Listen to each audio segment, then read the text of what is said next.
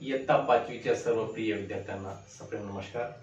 तर उपघटक 1.2 स्कॉलरशिपचा जो आपला अभ्यासक्रम आहे गणित विषयाचा, त्या गणित विषयाचा अभ्यासक्रमातील म्हणजे ह्या पाठ्यपुस्तकातील स्कॉलरशिपचे जे पुस्तक आहे पूर्व उच्च प्राथमिक शिष्यवृत्ती परीक्षा इयत्ता 5वी मार्गदर्शिका पेपर 1 विषय मराठी व गणित, यामधील गणित हा विषय आपण बघत आहोत। यामधील उपघटक 1.2 10 अंकांपर्यंत संख्यांचे वाचन व लेखन हे आपल्याला या ठिकाणी करायचं आहे। 10 अंकापर्यंतच्या संख्या कशा वाचायच्या आणि संख्या कशा लिहायच्या याचा आपल्याला अभ्यास करायचा आहे। तर हे अभ्यास करत असताना आपल्याला संख्यांचे काही गट या ठिकाणी सांगितलेले आहेत। गट क्रमांक 1 2 3 4 5 असे 5 गट या ठिकाणी सांगितले आहेत। तर या 5 गटापैकी पहिल्या गटामध्ये 3 संख्या आहेत, एकक दशक शतक। दुसऱ्या गटामध्ये सर्व गटामध्ये 2 संख्या आहेत आणि शेवटचा 5वा जो गट आहे तो अब्ज पर्यंतचा आहे। याच्या पुढे सुद्धा दश अब्ज असते, दश अब्जाच्या पुढे सुद्धा अनंत संख्या असतात, अनंत बऱ्याच संख्या आपल्याला मोजता येतात, खर्व निखर्व पद्म शंकू अशा प्रकारे बऱ्याच संख्या असतात पुढे। पण आपल्याला तिथपर्यंत जायचं नाही, फक्त आपल्याला इयत्ता 5वीला आपल्याला 10 अंकी संख्यापर्यंत मोजायचं आहे। 10 अंकी संख्यापर्यंत मोजताना पहिल्या गटामध्ये एकक दशक व शतक या 3 संख्यांचा समावेश, हजार दस हजार दुसरा गट, लक्ष दशलक्ष तिसरा गट, कोटी दस कोटी चौथा गट आणि शेवटचा गट अब्ज, अशा प्रकारे आपल्याला मोजायचं आहे। समजा एखादी संख्या दिली इथं,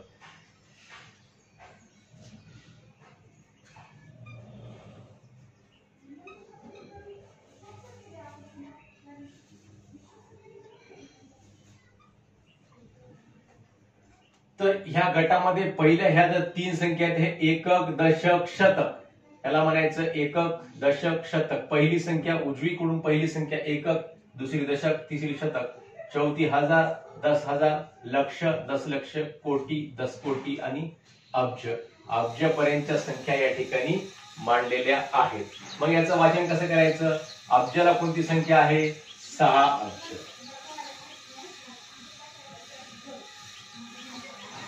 पुढं 7 आणि 4 हे 2 मिळून दशकोटी आणि कोटी या दोघांचा गट एकच आहे, म्हणून याला म्हणायचं ह्या 2 गटाचं एकत्र वाचन करायचं असते, याला म्हणायचं 74 कोटी, 74 कोटी। त्यानंतर पुढचा गट आहे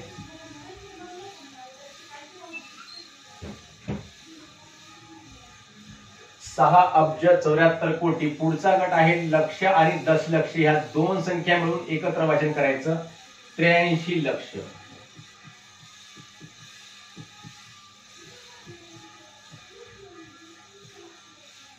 हजार आणि 10,000 मिळून एकत्र वाचन करायचं 28,000।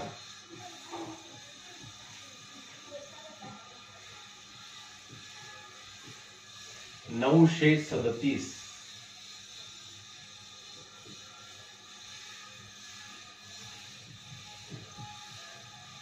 तर अशा प्रकारे या संख्यांचे या गटाच्या द्वारे आपल्याला वाचन करणं सोपं जाते। म्हणजे अजून एकदा लक्षात ठेवा, या 3 संख्या पहिल्या एकक दशक शतक या आपल्या प्रत्येक वैयक्तिक शतकची संख्या 900, इथं 8 असलं तर 800, 5 असलं तर 500 आणि 37 म्हणजे 3 वर 7 37, या दशकला 3 आणि एककला 7 म्हणून ती झाली 37। या इथपर्यंत 100 पर्यंत संख्या तर आपल्या सर्वांना वाचता येतातच, परंतु पुढच्या संख्या 1000 आणि 10,000 मिळून यांचा एक गट, लक्ष आणि दशलक्ष मिळून एक गट, कोटी आणि दशकोटी मिळून एक गट आणि पुन्हा शेवटचा अब्जाचा वेगळा गट, अशा प्रकारे हे 5 गट आपण पाडले आहेत। आणि हे 5 गटाच्या माध्यमातून आपल्याला 10 अंकी संख्या कशा वाचायच्या, कशा लिहायच्या हे आपण या ठिकाणी बघितलेलं आहे। आता इथं तुम्हाला संख्या दिल्यात आणि संख्यांचं वाचन हेच इथल्यासारखंच इथं गट पाडलेले आहेत। या गटाचं पहिला आहे एकक दशक शतक हजार 10,000 लक्ष दशलक्ष कोटी दशकोटी अब्ज। आता इथं सुद्धा तसंच मी इथं काही अंक दिले, 4 दिला, 3 दिला, 7 दिला। 4 कोणत्या ठिकाणी दिला, कोणत्या रकान्यामध्ये दिला? अब्जच्या रकान्यामध्ये दिला। 3 कोटी दिला, दशकोटीच्या रकान्यामध्ये दिला। कोटीच्या रकान्यामध्ये किती दिलं? 7 दिलं। दशलक्षाच्या रकान्यामध्ये 8 दिलं। असा प्रत्येक रकान्यामध्ये वेगवेगळा अंक दिला। मग यांचं वाचन, एकत्रित वाचन कसं करायचं? सुरुवातीला डावीकडचा सगळ्यात मोठा अंक घ्यायचा, तो किती आहे? 4 आहे, म्हणजे मग याला काय म्हणायचं? 4 अब्ज।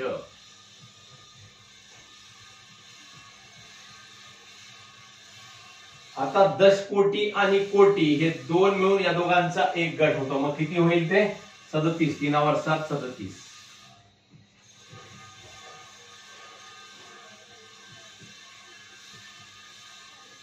37 कोटी.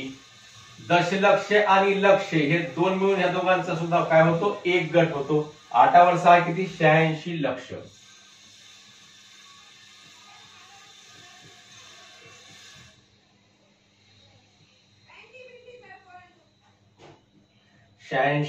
लक्ष. आता 10,000 आणि 1000 हे दोन अंक एकत्र घेतले तर काय होतो 2 वर 5 25.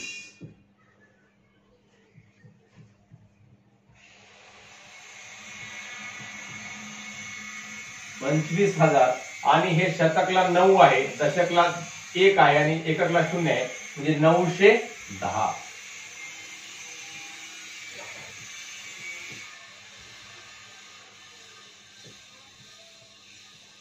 अशा प्रकारे या संख्यांचं वाचन आपल्याला करता येते. दुसऱ्या संख्या आपण घेतल्या इथं 5 घेतलं 0 0 3 0 0 0 4 8. आता बघा अब्जच्या ठिकाणी किती आहे 5 आहे, मग याला म्हणायचं 5 अब्ज.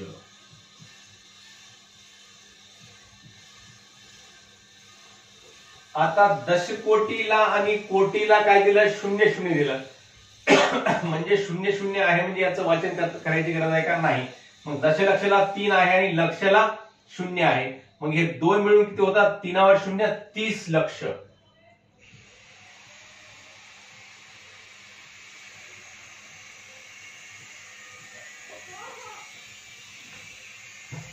पाच अब्ज 30 लक्ष. 10,000 ला आणि 1000 ला परत 0 0 आहे, मग याचं सुद्धा वाचन करायची गरज नाही. मग सरळ 483.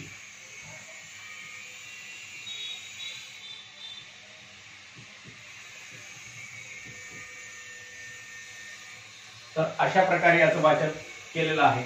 आता पुढची संख्या घेऊ.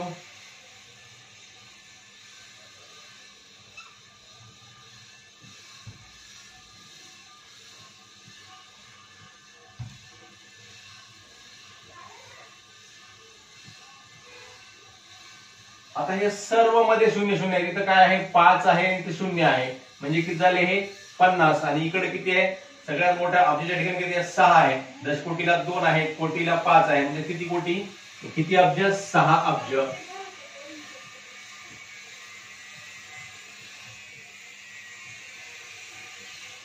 दोनावर 5 म्हणजे 2 दशकोटीला आहे आणि कोटीला किती 5 आहे, दोन्ही मिळून किती होतात 25.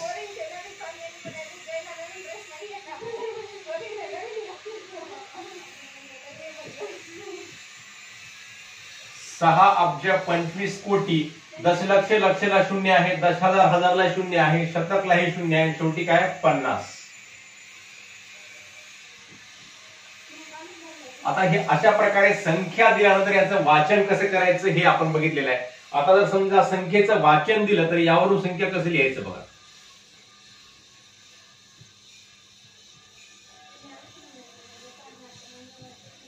तीन अब्ज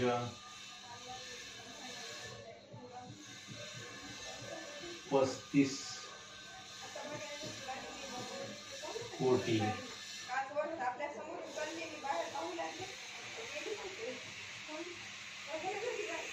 97 लक्ष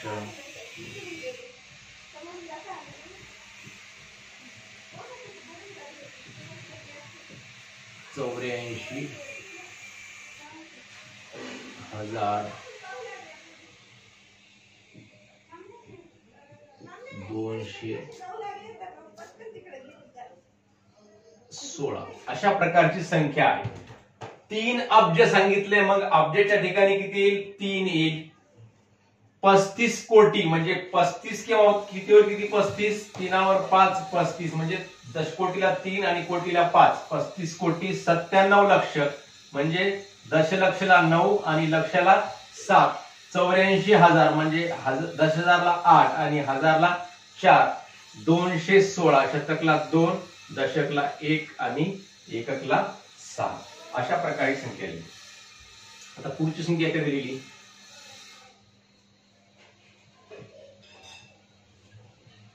5 अब्ज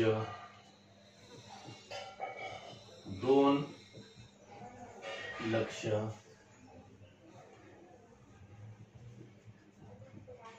400 अशी संख्या आहे. 5 अब्ज 2 लक्ष 400. मग अब्जला किती अंक येईल, 5 येईल. दशकोटीला काही सांगितलं का याच्यामध्ये, काहीच नाही. कोटीला सुद्धा काहीच नाही. दशलक्षला सांगितलं का काहीच नाही. म्हणजे जेव्हा काहीच सांगितलं नसते त्या ठिकाणी काय लिहायचं असते, शून्य लिहायचं असते. पुन्हा लक्षला मग किती, 2. आणि 10,000ला काय कोणता अंक सांगितला का नाही, हजारला नाही. नंतर 400, शतकला 4 सांगितला म्हणून 4.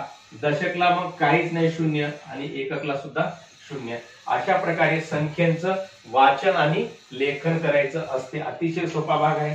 तुम्हा सर्वांना सुद्धा हा भाग समजला असेलच. आपण काय करायचं, हे पूर्ण व्हिडिओ पॉज करून हे लिहून घ्या आणि समजून घ्या. अशा प्रकारे आपल्याला सुद्धा संख्या लिहिता येतात. अतिशय सोपा आहे. जो स्थान ज्या संख्येचं आहे त्या स्थानावरती संख्या लिहिली की आपल्याला ज्या ठिकाणी अंक सांगितलेला नाही त्या ठिकाणी काय करायचं, 0 द्यायचा व त्याच्या पुढचा अंक लिहायचा 0च्या नंतर. अशा प्रकारे आपण संख्या लिहायच्या.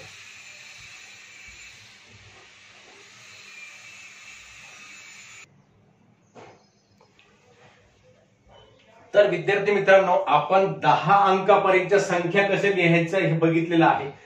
त्यामध्ये आपल्या ही एक बाब महत्वाची लक्षामध्ये ठेवायची की संख्यामध्ये डावीकडील प्रत्येक स्थान 10 पटीने वाढत जाते तर उजवीकडील प्रत्येक स्थान 10 पटीने कमी होत जाते. समजा इथं 432 ही संख्या आहे तर हे, किंवा 332 संख्या आहे, समजा 332.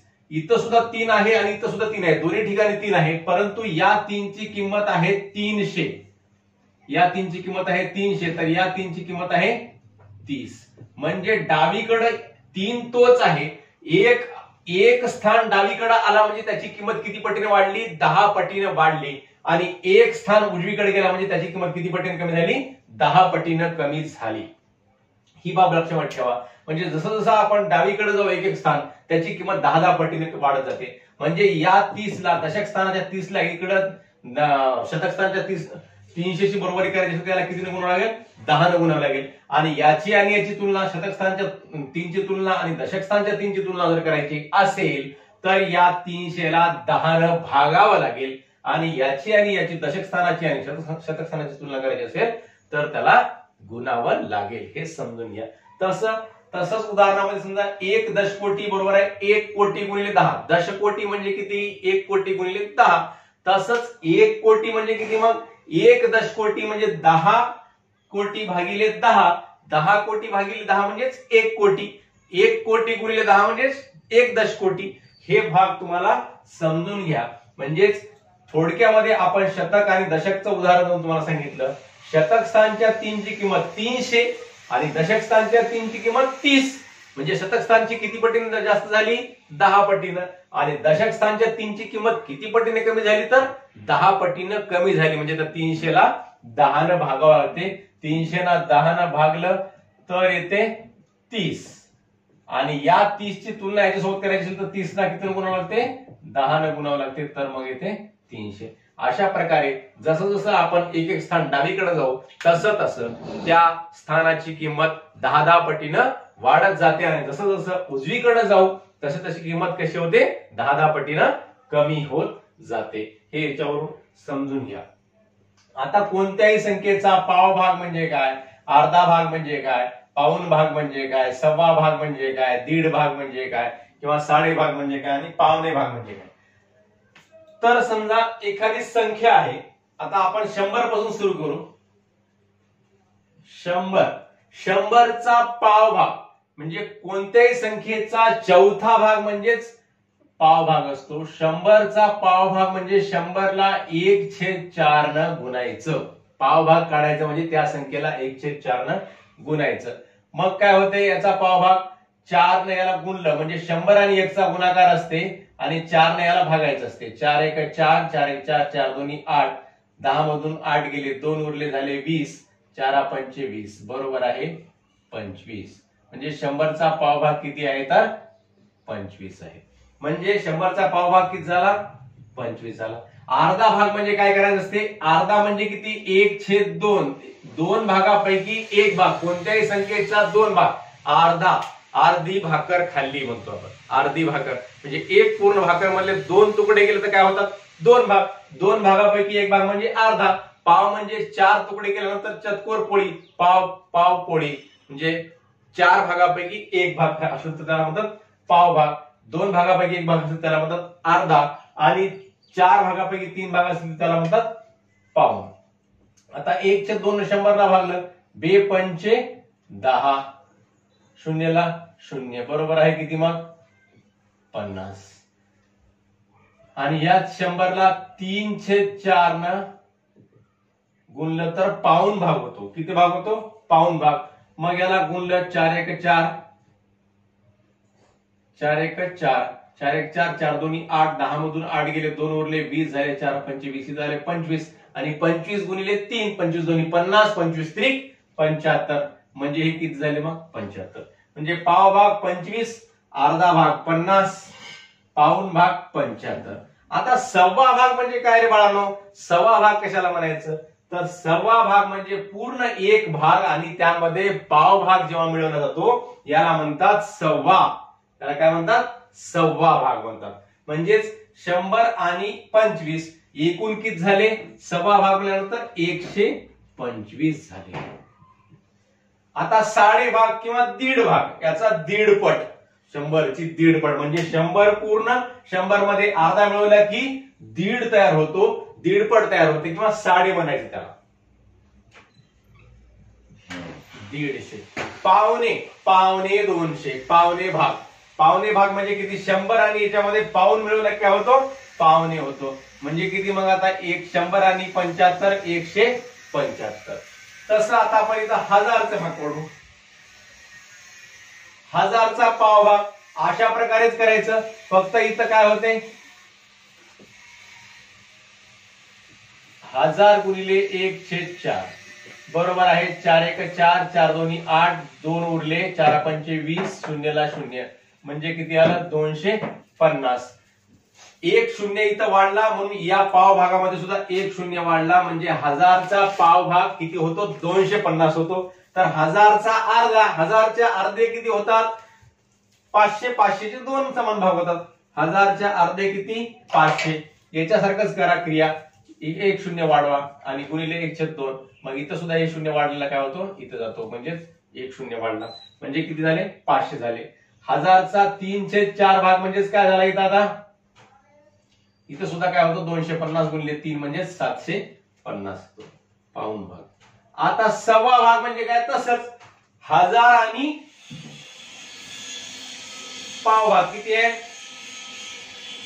1250. साडे भाग म्हणजे किती? 1000 आणि 1500. जेव्हा म्हणतो आपण 1500 केव्हा म्हणतो? 1500 असेल तर 1500. पावणे 2000 केव्हा म्हणायचे? 1000 पूर्ण आणि पाऊण भाग दोन मिळाले किती होतात? पावणे 2000 म्हणजे 1750. आता 10,000 आहे.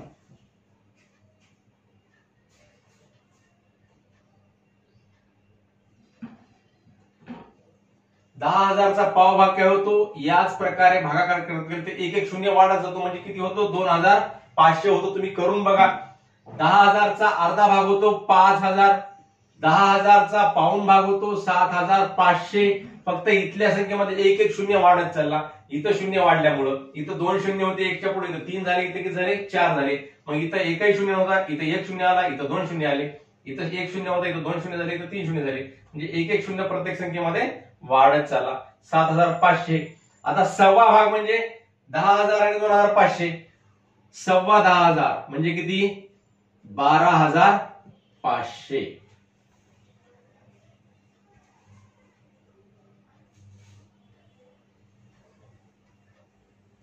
साडे 10,000च्या दीडपट. 10,000च्या दीडपट किती होते? 15,000.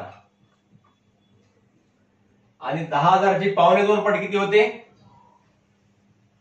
17,500. 10,000ची पावणे दोन पट. आता यानंतर 1,00,000 आहे समजा.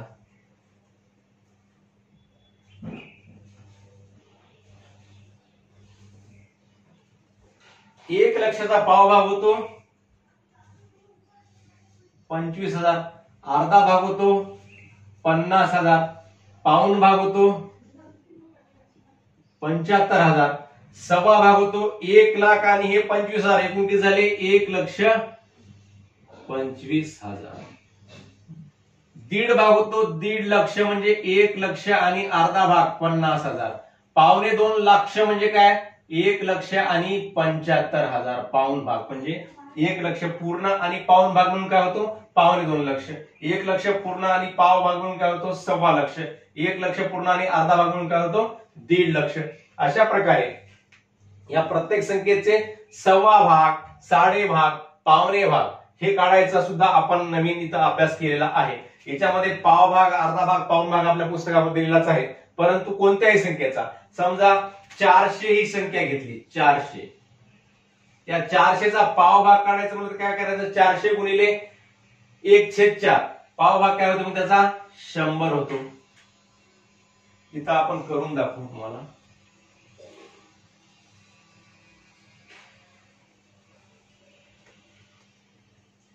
चारशेचा पाव भाग 400 गुणिले 1/4 बरोबर आहे 4 1 4, 4 1 4, 0 0 0 0 म्हणजे 100 गुणिले 1 म्हणजेच 100. 400चा अर्धा भाग 400 गुणिले 1/2, बे 1 बे, बे दोन्ही 4, हे शून्य जे आहे ते शून्याला शून्य, हे शून्य जसं तसं शून्याला शून्य. 200 गुणिले 1 किती झाले 200 झाले. 400चा पाऊण भाग 400 गुणिले 3/4. तुम्हाला सांगितलं पाव भाग म्हणजे 1/4 न गुणायचं, अर्धा भाग म्हणलं की 1/2 न गुणायचं आणि पाऊण भाग म्हणलं की 3/4 न गुणायचं. 4 1 4, 4 1 4, शून्यला शून्य, शून्यला शून्य. आता किती आहे 100. 100 गुणिले 3, 3 0 0, 3 0 0, 3 1 3. म्हणजे 400चा पाव भाग झाला 100, अर्धा भाग झाला 200, पाऊण भाग झाला 300. आता सव्वा भाग 400चा सव्वा म्हणजे 400 आणि त्याचा हे पाव भाग 425 असं जर म्हणायचं असेल, समजा 425 जर म्हणायचं असेल तर कसं म्हणतो आपण 400 आणि पाव भागा 400च्या पुढं त्याचा 425, 100चा पाचवा भाग म्हणजे 425 जर म्हणायचं असेल 425 तर कसं लिहू 425, 425. 450 म्हणायचं असेल तर 450 म्हणजे 400 पूर्ण आणि 100चा साडेवा भाग अर्धा भाग म्हणजे किती झाले 450. आणि याच्या पुढे असते पावणे 500, पावणे 500. हे कसं लिहिणार मग 475. म्हणजे हे झाले लाखाचा सव्वा लाख, 1.5 लाख, पावणे 2 लाख हे ठोक भाग झाला. परंतु समजा 400 सारखी संख्या असेल 425 असं सांगितलं तुम्हाला तर 400 425 म्हणजे किती 400 पूर्ण आणि 100चा चौथा भाग म्हणजे पाव भाग म्हणजे किती झाले 425. 450 म्हणजे 400 पूर्ण आणि त्या 100चा अर्धा भाग म्हणजे 50, 450. आणि पावणे 500 म्हणल्यानंतर 400 पूर्ण आणि 100चा पाऊण भाग म्हणजे किती झाले 475. आता तुम्ही म्हणशाल इथं 1 लाखाचा सव्वा लाख म्हणजे आपण सरळ 1,25,000 घेतला. म्हणजे लाखाचा तिथं सांगितला होता सव्वा भाग, सव्वा लक्ष म्हणलं होतं, सव्वा लक्ष म्हणल्यानंतर 1,25,000 येईल. 1.5 लक्ष म्हणले की 1,50,000 येईल आणि पावणे 2 लक्ष म्हणले की 1,75,000 येईल. परंतु 425 म्हणल्यानंतर 400 पूर्ण आणि या 100चा चौथा भाग म्हणजे पाव भाग 400 मध्ये आहे, शतकामधला अंक आहे म्हणून ते 100चे 4 भाग पडायचे आणि त्याच्या पुढे 425. म्हणजे कोणत्याही संख्येचे सव्वा भाग म्हणले की त्याच्या पुढची संख्या. समजा 2000चा सव्वा भाग, सव्वा 2000, 2250 हे काय झालं सव्वा 2000. 2500, 2500, पावणे 3000, 2750 म्हणजे 2000 आणि त्याच्यामध्ये किती मिळवले त्या 2000चा 500चा सव्वा भाग. म्हणजेच अशा प्रकारे आपण या सव्वा भाग, साडे भाग आणि पावणे भाग ह्या आपण शिकलेला आहे. 425, 450 आणि पावणे 500 अशा प्रकारे आपण याचं लिहू शकतो. समजा 700 सांगितलं तर 725 कसं लिहिणार 725. 750 कसे घेणार 750 आणि 450 कसे घेणार 775. हे भाग सुद्धा तुम्ही लक्षामध्ये ठेवा. आणि ह्या पूर्ण संख्या ज्ञानावरला हा जो उपघटक आहे आपला, हा उपघटक पूर्ण 10 अंकापर्यंत संख्याचं वाचन व लेखन अशा प्रकारे आपण पूर्ण केलेला आहे. व या उपघटकातील सराव संच 1.2 मधील जे काही प्रश्न आहेत, 15 प्रश्न आहेत, हे 15 प्रश्न सोडवायचे आणि सोडून त्याचा अभ्यास करायचा. आपण पुढील व्हिडिओमध्ये प्रश्न बघूयातच. तर अशा प्रकारे आपण या चॅनलमध्ये नवीन असाल तर या चॅनलला सबस्क्राईब करा व सबस्क्राईब करून त्याच्या बाजूचं जे बेलचं बटन आहे ते बेलचं बटन दाबा. म्हणजे आपण टाकलेले प्रत्येक व्हिडिओ तुमच्यापर्यंत पोहोचतील व तुम्हाला या स्कॉलरशिपचा अभ्यास करायला मदत होईल. धन्यवाद.